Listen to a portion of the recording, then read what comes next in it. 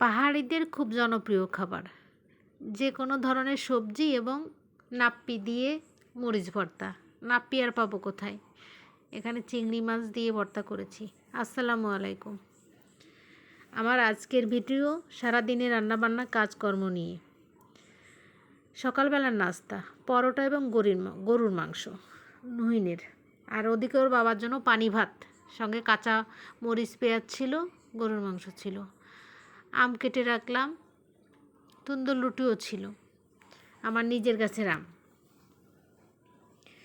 এদিকে কাঁচা কলা, ঘি কাঞ্চন শাক এবং কাঁচামরিচ নিয়ে এসেছে শরীফ সাহেব। সকালবেলা রান্না করব। আম্রপালি আম, আমার নিজেদের গাছের আম, আলহামদুলিল্লাহ এত সুমিষ্ট কি বলবো আর। এবারও ফলন খুবই কম হয়েছে, মাত্র অল্প কয়েকটা আম হয়েছে।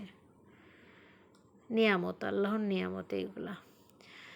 এপাশে দুই চুলায় আমি বসিয়ে দিয়েছিলাম। এক পাশে মাছ ভাজি করতেছিলাম, রুই মাছ কাঁচা কলা দিয়ে রান্না করব, এবং অন্য পাশে চুলাতে আমি প্রথমেই যে দেখিয়েছিলাম শাক সিদ্ধ করে রেখেছি এবং তার সঙ্গে একটা ভর্তা, মাত্র দুইটা চিংড়ি দিয়ে, বড় চিংড়ি দিয়ে কাঁচামরিচ, গোটা রসুন এবং শুকনো মরিচ দেখুন ভাজি করেছি। এর সঙ্গে আমি অ্যাড করেছিলাম ধনেপাতা, আবার 2-3 কোয়া কাঁচা রসুনের কোয়া এবং কাঁচামরিচ ভর্তার জন্য, লেবুর রস। ওই প্যানেতেই আবার আমি পেঁয়াজ মরিচ দিয়ে দিয়েছি। ভাজি হওয়ার পর মশলা দিয়ে দিলাম। এখন কাঁচা তরকারি রান্না করব, কাঁচা কলার আর কি, রুই মাছ কাঁচা কলার পাতলা ঝোল। ভিডিও তো বড় ছিল, এই জন্য স্পিডে দিয়েছি। ভিডিওর সঙ্গে কথার কোনো মিল নেই, আর প্রথম তো জড়তা একটু থাকবেই, এটা আপনারা মেনে নেবেন। কাঁচা কলা দিয়ে মশলা দিয়ে কষাচ্ছি, ভালো করে কষাচ্ছি, তরকারি রান্না করব তাই। দেখুন ভাজা মাছটা দিয়ে দিব এখন। আলহামদুলিল্লাহ, রুই মাছ এবং কাঁচা কলার তরকারি। অপরদিকে আমার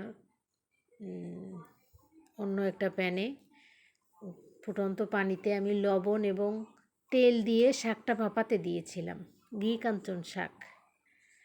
এদিকে শাকটা একটু উল্টে পাল্টে নিচ্ছি। বেশিক্ষণ কিন্তু সিদ্ধ করব না, খুব অল্প সময়ই সিদ্ধ হয়ে যায়। এই শাকটাতেই কিন্তু আমি এই ভর্তাটা করে পরে, অসম্ভব স্বাদের এই ভর্তাটা লেবুর রস দিয়ে। যাই হোক, আমার ভিডিও যদি ভালো লাগে লাইক কমেন্ট শেয়ার করে পাশে থাকবেন। ভর্তাটা এখন বেটে নিচ্ছি, দেখুন এটা আমার শাশুড়ির হাতের দেওয়া। ভালো থাকবেন। আসসালামু আলাইকুম রহমতুল্লাহ।